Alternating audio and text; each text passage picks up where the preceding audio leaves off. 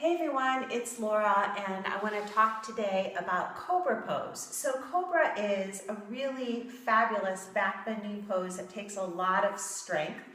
And the difference between Cobra and upward facing dog is that in Cobra, we're keeping the pubic bone pressed to the earth, whereas in up dog, we're actually lifting to the tops of our feet, but the knees and the hips are coming up and away, and it's actually not kind of, it's a bigger back bend. So oftentimes I think people think downward face or upward facing dog is the more sophisticated, advanced pose, so they skip Cobra.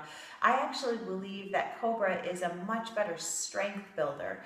And if you're doing it properly, you'll feel your triceps burning pretty quickly.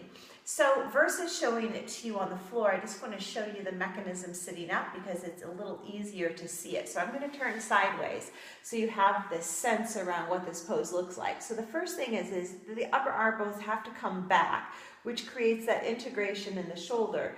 And then the elbows squeeze into the side of the body. Palms are wide, fingers are spread wide, and we light up the core and the arm muscles to create all sorts of strength.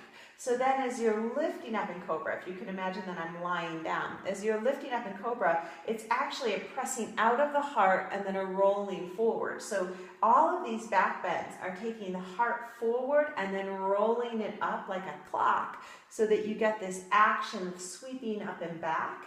And that gives you the broadening or opening of the heart space or across the collarbones. And back bends are really an opening of the front side of the body to get into the back side of the body. So think about that as like this expansion out to get into the pose. And then if you want to play with what we would call baby cobra, you just lift up a little bit, pubic bones pressed into the earth, shoulders are going to want to come up to the ears, so we roll them down the back, big integration, and then pull the hands away from the floor. And that creates this total awareness all of a sudden on your core. You really have no option but to get strong and firm, and then just keep opening and breathing softness through the heart center.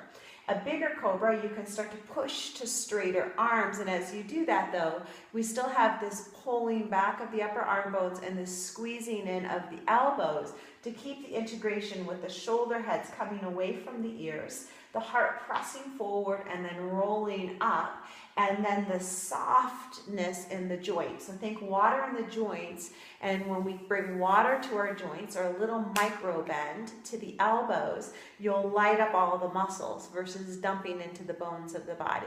So that's what I want you to work on when you're working with this pose of Cobra. And obviously we're doing Cobra when we're lying flat on our back, but we can do it against a wall to practice and get that sensation so that you can feel what that's like in a less physical or less demanding posture.